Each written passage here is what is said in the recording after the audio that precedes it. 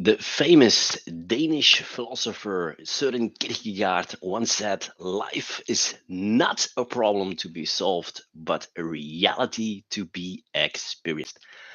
My name is Jürgen Moors. I'm a coach, a strategic advisor, and a consultant. And welcome to this 30-day live stream about intrapreneurship.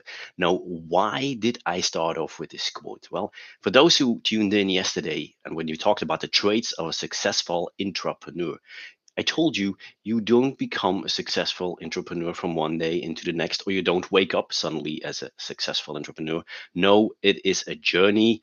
It is a reality to be experienced. It is a personal journey with a lot of trial and error. And today I will talk to you a little bit about my own personal journey of becoming a successful intrapreneur. And let's first look at yesterday and some of the traits. Now, in the beginning of my career, I started as a chemical engineer, and I definitely did not have all of the traits that were necessary to become a successful entrepreneur from the beginning. Now, if you look at the first and the major one, we talked about innovative thinking or innovativeness. Well, I didn't consider myself at all to be creative or innovative. And so I started working on that myself. And what I, for instance, did was in the beginning of my career, I always had a little book with me, and I forced myself to come up when I just had a regular problem at work and we had to find some solutions. I also forced myself to sit down for a couple of minutes and write down in this little booklet one very innovative out of the box idea.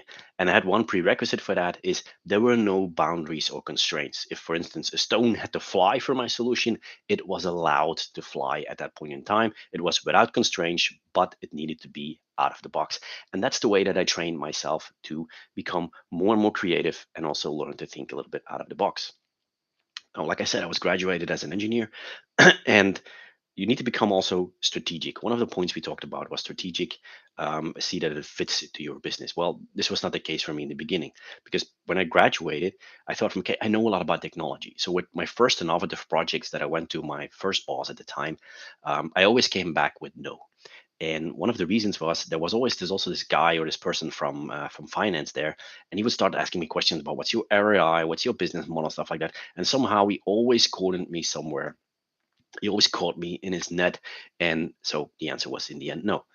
So what I did was I went to pursue an MBA, and that way I learned a lot about sales, manufacturing, about maintenance, but also especially about marketing and also stuff about financial elements. So now I knew I was ready to tackle the financial elements as well. Coincidence, at the same time, I switched to another position at the time in Germany where I would work a lot about on innovative projects. And now I reported directly to the board of directors of the company that I was working for. So now I went with a project, and I remember at the beginning I went with my projects. They were technically check, they were financially beauties check, and I still came back with a no. And that's where I learned the aspects of strategy and also emotional aspect because they had to fit into the strategic vision what they had for the company, and they would of course look at the company from a higher point of view so they could see from, okay, does it fit to this strategy? And that's why I learned to look at this strategy and get the strategic thinking and view as well. And also the emotional aspect, because most of the time, those that were in the board of directors were the last positions and they wanted to leave a mark on history for the company. So you also had to look at from, okay, can I help him, this person somehow in that with my project? And it would help your approval rate if you could do that. Last of the traits that I want to discuss today is networking. I was rather an introvert when I grew up, and when I just graduated. Try to network as an introvert; it's not so easy. And one of the elements that I noticed was every time when I wanted to ask a question in an important meeting or somewhere, I would uh, think this question over and over. And what could the answer be? And does it not look ridiculous and stuff like that? And at a certain point in time was over where others, they were so confident in asking their questions or starting the discussion. And when I talked to them after the meeting or during a coffee break, I noticed they know little or less than I do.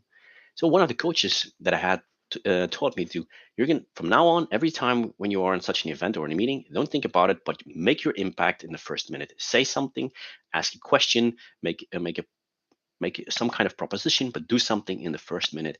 And this was a way to start my journey to becoming more and more ambivert and more confident in doing interactions as well. Now that a little bit about the trades and that I went and my process that I went to. When I look back 2 days ago, we talked a little bit about the difference between an entrepreneur and an intrapreneur. And when I was in Germany, I worked with a lot of startup companies. And what you could typically see was that when they reached a point where they had to do another funding round, they would get really constrained on their resources. They would cut down. They would never meet their targets anymore. Whereas because in the meantime, I had gathered a lot of experience on how to unlock the resources of my own company. I was always at limited resources. I could ride like a full train, and it made it so much more pleasant to be at that time as an intrapreneur in a large organization. So it has definitely its benefits as well.